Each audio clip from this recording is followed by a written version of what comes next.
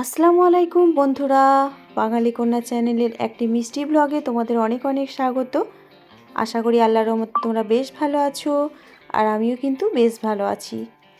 আজকে রমজান মাসের পঞ্চম রমজান, তোমাদেরকে অনেক অনেক শুভেচ্ছা। আমি একটি ছোট্ট গ্রাম থেকে, আমি নূর। তোমরা তো অনেকেই আমাকে চেনো আর অনেকেই আমাকে ভালোবাসো। তো তোমরা তো জানো আমি প্রত্যেক দিনই তোমাদের ভালোবাসার জন্য বেশ প্রিয় প্রিয় যে আমার ভিডিওগুলো তোমাদের সঙ্গে শেয়ার করি, সেগুলো তোমরা অনেক বেশি ভালোবাসো। এখন আমি চলে এসেছি সকাল সকাল। আমার বাথরুমে অনেক কিছু কাপড় চোপড় ছিল, মানে জামা কাপড় কিন্তু অনেকগুলোই ছিল। হাজব্যান্ডের আছে, আমার শাশুড়ি মায়ের আছে, সেগুলো সব কিছু কিন্তু তাড়াতাড়ি আমি পরিষ্কার করে নেব। কি বলো তো, সকালবেলায় না সজলধারায় যে পানিটা দেয় তাতে কিন্তু অনেকটা পানি আমাদের সেভ হয়। সেই জন্য সেই পানিটার জন্য আমি কিন্তু তাড়াতাড়ি চলে এসেছি, কারণ সকাল সকাল তো জোহানবাবুকে স্কুলে ছাড়তে হয়েছে। সেহেরি টেহেরি খেয়ে একটু মাত্র রেস্ট করেছিলাম। রেস্ট করার পরে কিন্তু উঠেই জোহানবাবুকে ওকে খাইয়ে দাইয়ে ভালো করে রেডি করে ছেড়ে দেওয়ার পরে চলে এসেছি এখন আমি আমার জামা কাপড়গুলো নিয়ে ধুয়ে নিতে। এখন আমি বেশ জামা কাপড়গুলো ভালো করে হাত দিয়ে মজলে মজলে ধুয়ে নিচ্ছি, আর সজলধারার পানিটা কিন্তু ডাবায় ভালো করে ভরে নিচ্ছি, তার সঙ্গে পাইপ থেকেও আসছে। আর এখন আমি ভালো করে আমার জামা কাপড়গুলোকে ধুয়ে নেব, মানে যেগুলো যা আছে সেগুলো, আর কিছু শাশুড়ি মায়ের আছে সেগুলোকে ধুয়ে নেব ভালো করে। বেশি বেশি জামা কাপড় থাকলে না আমরা একটু চেষ্টা করি সকালের দিকটায় ধুয়ে নিতে, কারণ তখন কিন্তু পানিটা আসে, ট্যাঙ্কের পানিটা অতটা ঘাঁটতে হয় না, সেই জন্য খরচা হয় না, সেই জন্য আমরা কিন্তু চেষ্টা করি সকাল সকাল ধুয়ে নেবার। এখন আমি চলে এলাম ছাদে জামা কাপড়গুলো মিলে দেবো। সূর্যটা দেখতে পাচ্ছ সেই সবে উঠছে। আর বেশ কদিন ধরে না আবার নতুন করে ঠান্ডা পড়েছে, মানে ঠান্ডা মানে ভালো রকম ঠান্ডা পড়েছে, গায়ে না দিলেও কিন্তু ঠান্ডাটা কিন্তু বেশ লাগছে। আর আমাদের বাড়িতে অনেকেরই জ্বর সর্দি পায়খানা বমি সকলেরই প্রায় হয়েছে, মানে খুবই কষ্টকর আর কি এই দিনগুলো যাচ্ছে। প্রথম রোজা থেকেই শুরু হয়েছে, আমার শরীর খারাপ থেকে শুরু হয়েছে, প্রথম রোজাতেই আমি অসুস্থ হয়ে পড়েছিলাম। সেই থেকে সূত্রপাত বাড়ির একজনের প্রত্যেকেরই কিন্তু লেগে আছে। তবুও রমজান মাসে রোজা বলো নামাজ বলো কোনো কিছুই কিন্তু বন্ধ যাবে না। খুব একান্তই একদম খুবই মাত্র কাহিল না হয়ে পড়লে কিন্তু কখনোই বন্ধ যাবে না। তো সেই জন্য রমজান মাসে সবাই কিন্তু বেশি বেশি করে ইবাদত করার চেষ্টা করে। এখন কিন্তু আমি জামা কাপড়গুলো ভালো করে মেলে নিচ্ছি রোদ দেখে দেখে, আর এদিকে কিন্তু যে রোদের মুখ আছে বলে মুখগুলোকে রোদের দিকে দিয়ে আমি ভালো করে মেলে নিচ্ছি। আর এই দড়িগুলো কিন্তু বেশ কিছুদিন ধরে না লুজ হয়ে গেছে, জানি না কবে আবার টাইট করে ঠিক করে করতে পারবো। আমার প্রায় জামা কাপড়গুলো মেলা প্রায় শেষ। এরপরে কিন্তু আমার ছাদে অনেক কাজ আছে, সেই কাজগুলো না করে যাওয়া পর্যন্ত আমার কিন্তু হচ্ছিল না। মানে বুঝতেই পারছো অনেক দিন ধরে ড্রাগন গাছগুলো না নিচের দিকগুলো অনেক কিন্তু জঙ্গল হয়ে গেছে, মানে ছোট ছোট বিভিন্ন রকম লতা আর সব মানে হয়ে গেছে। সেই জন্য কিন্তু ড্রাগন গাছের গোড়াগুলোকে আমাকে এখন পরিষ্কার করতে হবে। আর একটু চেষ্টা করছি তাড়াতাড়ি করার, কারণ সকাল থেকে ভোর থেকেই বলতে পারো একরকম কিন্তু সারাদিনে সুযোগ হয়ে ওঠে না যে একটু রেস্ট নিই। আর ভোর থেকে ভোরে রান্না বান্না করে তারপরে খাওয়া দাওয়া নামাজ টামাজ পড়ে একটু যদি রেস্ট নিই তারপরেই কিন্তু শুরু হয়ে যায়। জোহানের পাপা যাবে, জোহানের ছোটো পাপা যাবে, জোহান নিজে স্কুলে যাবে, আমার আর কোনো রেস্ট হয় না। তারপরে ওদের রান্না বান্না, ওদের আর কি বাচ্চা দুটো রান্না বান্না, বাকিরা সবাই আমরা রোজা আছি, তো সব কাজ কিন্তু করার পরেই কিন্তু রেস্ট হয়ে ওঠে না। আবার দুপুর থেকে 3টে থেকে কিন্তু আবার রোজার রান্না বান্না, রোজার ইফতারের জোগাড় সবই করতে হয়, তাই দুপুরবেলাটাও খুব একটা রেস্ট পায় না। এখন আমি ভালো করে সব কিছু যে বন জঙ্গলগুলো হয়ে গেছে সেগুলো কিন্তু আমি পরিষ্কার করে নেবো। আর নিচের দিকে ড্রাগন গাছের কিন্তু অনেক মানে ছোট ছোট গাছ বেরিয়েছে, এগুলোকে কিন্তু কেটে আমরা ফেলে দেব, কারণ এই নিচের দিকে হয়ে গেলে উপরের দিকে গাছ ভালো করে ঝাঁকড়া হবে না, নিচের দিকটা না পরিষ্কার করলে হবে না। তো আজকেই চেষ্টা করব সেটাকে পরিষ্কার করে নেওয়ার। এখন কিন্তু আমি ছাদ থেকে চলে এসে কিন্তু আমার রুমটা পরিষ্কার করে নিচ্ছি, মানে রুমটাও এখনও পরিষ্কার হয়নি, বুঝতেই পারছো কত সকাল সকালের ব্যাপার। ছাদ থেকে এসে এখন ভালো করে মানে সব কিছু কাঁথা টাঁথাগুলো সব কিছুই কিন্তু একদম এলোমেলোভাবেই পড়ে আছে, সেগুলো রেখে দিয়ে কিন্তু আমি চলে গিয়েছিলাম জামা কাপড়টা আগে ধুয়ে নিতে, যেহেতু পানি ছিল, সেহেতু 8টার মধ্যে পানি যায় বলে আমি কিন্তু ওটাই আগে করে নিই। এখন আমি কাঁথাগুলোকে ভালো করে ভাঁজ করে নিচ্ছি, মানে এই বড় কাঁথাটা যেটা আগে গোছালাম ওটাই কিন্তু আমরা দুজনে নিয়ে নিই, আর এই ছোটোটা কিন্তু জোহানবাবুর। ছোট বলতে পারো, ছোট বলতে ওর পাপার আর কি ফুল আর কি, একজন কিন্তু ভালোভাবে গায়ে দিতে পারবে। আর ওটা পাপা যখন বিয়ের আগে কিন্তু ওই কাঁথাটা ইউজ করতো, আর বড় কাঁথাটা আমাকে আমার বাপের বাড়ি থেকে দিয়েছে, তাই আমি বড় কাঁথাটা কিন্তু এতটাই বড় যে দুজনে গায়ে খুব ভালো রকম হয়ে যায়, সেই জন্য আমরা ওটাতেই কাঁথাটা ইউজ করি। আর বেশ ঠান্ডা পড়েছে, না হলে কিন্তু বেশ কদিন আগে ফ্যান চালাতে হচ্ছিলো, কোনো কিছু গায়ে রাখা যাচ্ছিল না। এখন এতটাই ঠান্ডা পড়েছে, গায়ে তো দিতেই হচ্ছে, ফ্যান তো চালাতেই পাচ্ছি না। আর মশাও হয়েছে প্রচণ্ড, চারিদিকে কিন্তু এত মশার উপদ্রব বেড়েছে, মানে বসতেও দিচ্ছে না ঠিক করে। আর আমি এখন ভালো করে মশারিটা গুছিয়ে নিচ্ছি, কদিন ধরে মশার উপদ্রবের জন্য না মশারি কিন্তু বার করতেই হয়েছে। আর আমি মশারি কিন্তু যেমন তেমনভাবে রাখি না, তোমরা আগেই আমার ভিডিওতে দেখেছো, তখন কিন্তু আমি মশারি ভাঁজ দেখিয়ে দিয়েছি, আর আমি এখনও দেখিয়ে দিলাম। মশারি ভাঁজ করে এরকম করে সুন্দর করে রাখলে কিন্তু রুমটা বেশ সুন্দর দেখতে লাগে। আর ছোট করে অনেকে গোল গোল করে পাকিয়ে রাখে, আমাকে কিন্তু ভালো লাগে না, কার কেমন লাগে জানি না, আমার কিন্তু অতটাও ভালো লাগে না। সেই জন্য আমি সুন্দর করে এইভাবেই রাখার চেষ্টা করি। এখন আমি বালিশগুলোকে সুন্দর করে এক সাইড করে রেখে দিই। তোমরা তো জানো আমি বিছানার উপরে কোনো জিনিস রাখতে পছন্দ করি না, সেই জন্য আমি সুন্দর করে এখন বালিশগুলোকে আমার চেয়ারের উপরে রেখে দিলাম। অনেকেই হয়তো আমার মতো এরকম বালিশ কিন্তু বিছানার উপরে রাখতে পছন্দ করে না, তারপরেও কিন্তু আমি এরকমভাবে রাখি। অনেকের আবার হয়তো বিছানাতেই বালিশ রাখা পছন্দ। তো তোমরা যারা যারা আমার মতন বিছানায় বালিশ রাখতে পছন্দ করো না, তারা অবশ্যই কমেন্টে একবার জানাবে। আমি এখন বেড ঝাড়ুটা দিয়ে ভালো করে বিছানাটা পরিষ্কার করে নিচ্ছি।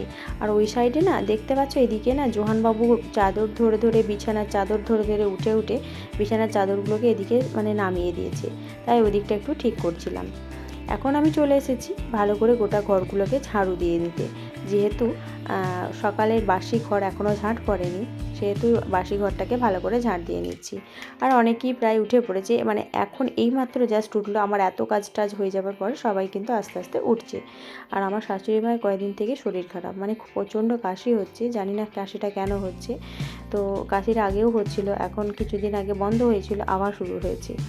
তো ডাক্তারের কাছে নিয়ে যাবার সময়ই হচ্ছে না, তো আজ কালকে যাবার কথা আছে, দেখাই যাক কী হয়। কারণ আমাদের না মানে বাজার বন্ধ থাকে একটা টাইমে, মানে একটা দিন বাজার বন্ধ থাকে, সেই দিনে কিন্তু কোনো কিছুই বাজারে থাকে না।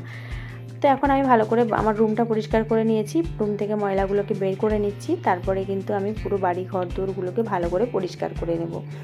তোমরা যারা আমার ভিডিও দেখতে দেখতে সুন্দর কমেন্ট করতে আর লাইক করতে ভুলে গেছো, তারা অবশ্যই একটা মিষ্টি কমেন্ট আর একটা লাইক করে যেও। আর যারা যারা নতুন আছো তারা অবশ্যই আমার ভিডিওটাকে সাবস্ক্রাইব করে পাশে থেকো, ভালোবেসে দিয়ে সবসময়। তোমাদের সাপোর্ট আর ভালোবাসা না থাকলে আমি কোনো কিছুই করতে পারবো না। এখন আমি চলে যাচ্ছি আমাদের বাড়িতে, দেখতে পাচ্ছ যে আমাদের গোয়াল আছে, গোয়ালে গরু আছে, যে আমাদের গোয়ালের গরুতে কাজ করে, সেই কিন্তু চা আর মুড়ি নিতে এসেছে। এনাকে আমরা বেটি বলি, এর নাম হচ্ছে শিবানী। তো উনি কিন্তু আমাদেরকে বেশ ভালোবাসেন, সেই জন্য আমাদের সঙ্গে বেশ গল্প করেন। আর এখন আমি ওনার সঙ্গে একটু কথা বলছিলাম, উনি কিন্তু সকালের এই চা আর মুড়িটা বেশ পছন্দ করেন, তাই একটু চা মুড়ি নিয়ে যান।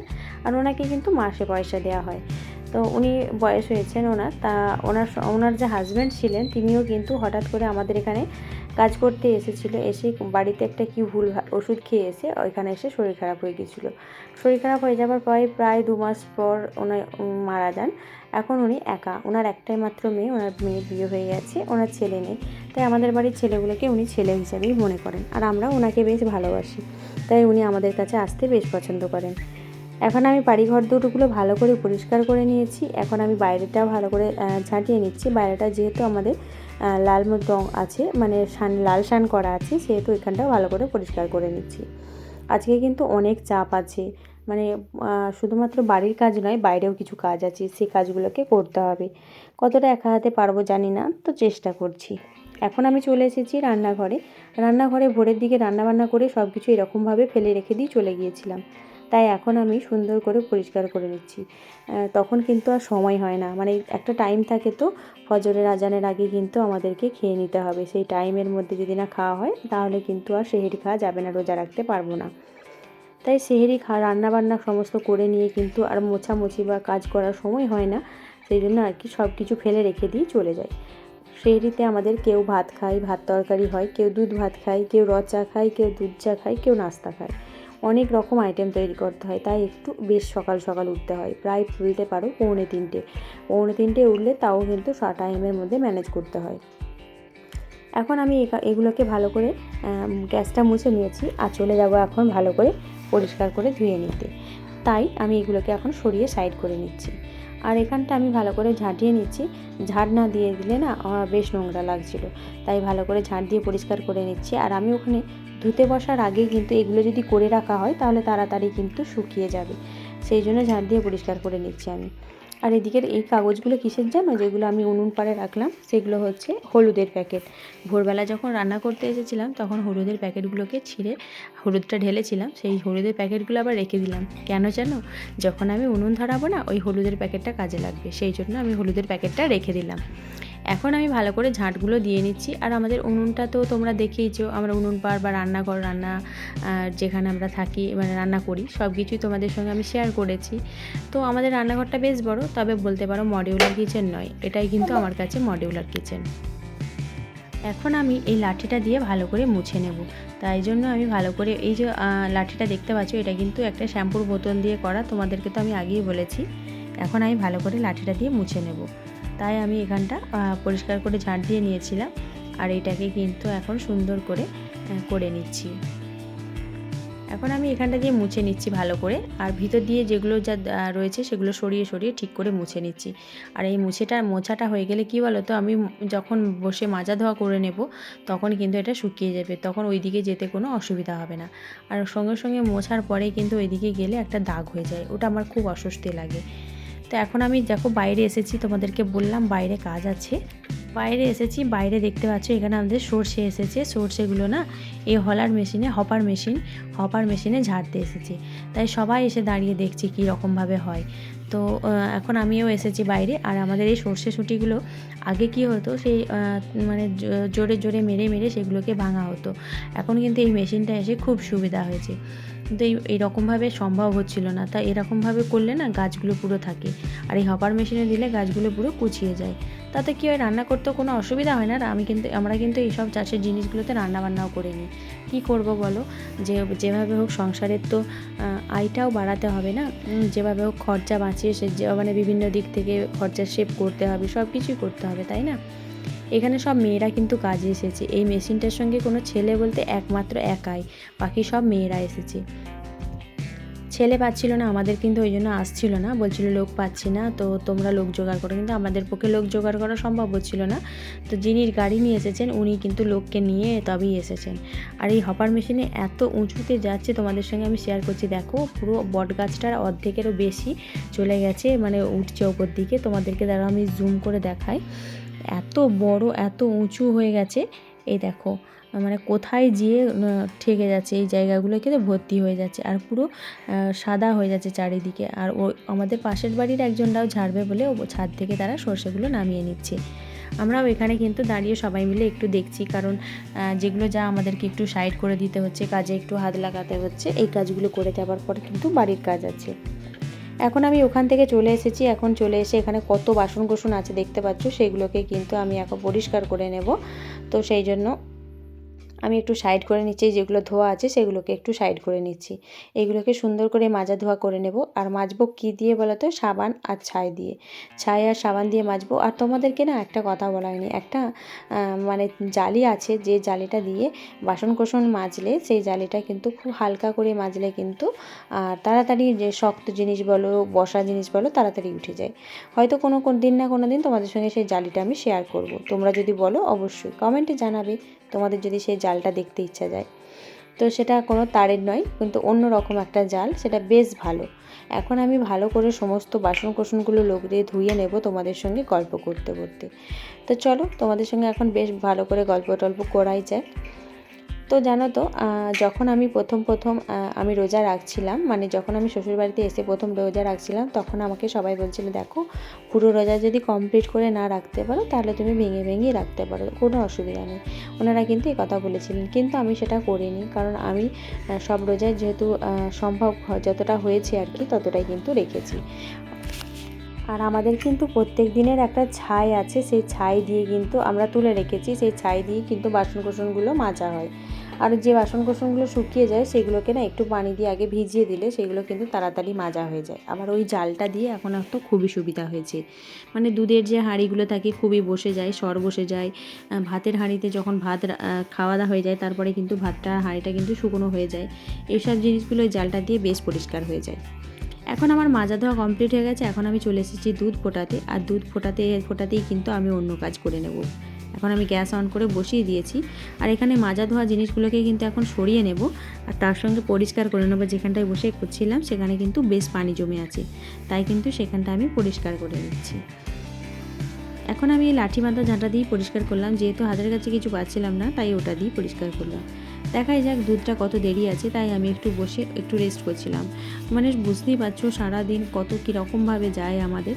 এখন আমি চলে যাচ্ছি উঠোনটা ভালো করে ঝাঁটিয়ে নিতে। আর উঠোনটা বেশ ধুলো, সেই জন্য আমি ভালো করে পরিষ্কার করেছি। সকালে একবার উঠোন ঝাঁট দেওয়া হয়েছে, তারপরেও কিন্তু একটু ময়লা ময়লা লাগছিল, তাই আমি ভালো করে ঝাঁটিয়ে নিলাম। কারণ ছেলেরা একটু ওয়ারেস খেয়েছিল, তার সঙ্গে একটু চকলেট খেয়েছিল, এসবের জন্য কিছু ময়লা পড়েছিল, সেগুলোকে আমি তুলে নিচ্ছি। আর এই ওয়ারেসের যে পলিপপ পেপারগুলো আছে এগুলোকে না আমি উনুন সালে রেখে দেবো। কেন বলো তো, এগুলো দিয়ে কিন্তু উনুন ধরানো ভালো হবে। আর এখন আমি যে ক্যাচড়াটা হালকা আছে সেটা কিন্তু সরিয়ে দিয়ে এখন আমি চলে যাচ্ছি রান্নাঘরে হাতটা ধুয়ে নিয়ে কিন্তু আমি বাসন কোসন নিয়ে বেরিয়ে পড়েছি। এখন আমি সেগুলোকে নিয়ে চলে যাব আমাদের ঘরের দিকে। এখন আমি চলে এসেছি টেবিলে এখন আমি কি করব জানো তো, যখন সন্ধ্যার ইফতারের জন্য যে শরবতটা করতে হয়, সেই শরবতটার জন্য আমি কিন্তু চিনিটা এখন মাপ করে ভিজিয়ে দেবো। আমাদের কি বলো তো, একটা গ্লাসে 1 চামচ চিনি এরকমভাবে মাপ করে রাখি, তাই বেশি অল্প কিছু পানি দিয়ে তারপরে কিন্তু চিনিটা ভিজিয়ে দিই। এখন আমাকে আবার শুনতে পাচ্ছি যে পানির সুইচ দিয়েছে, তো পানিটা তুলে নাও, আমাকে ডেকে দিয়েছে। আমি সেই জন্য এসেছি পানির কিছু বোতল নিয়ে পানিগুলো ভরে নিতে। আর এখান থেকে না পানি কিছু ভরে না রাখলে না, যখন ফল টল কাটতে বসি তখন কিন্তু বেশ অসুবিধা হয়। পানি না থাকলে কিন্তু ফল টলগুলো কাটা যায় না। সেই জন্য ফল টল কাটা বা অন্যান্য যে হয় মানে ইফতারের যে নাস্তা টাস্তা সব কিছু করা হয়, তখন কিন্তু এই পানিটার খুব প্রয়োজন হয়। আর একটা এক্সট্রা বালতি তুলেও রাখা হয়।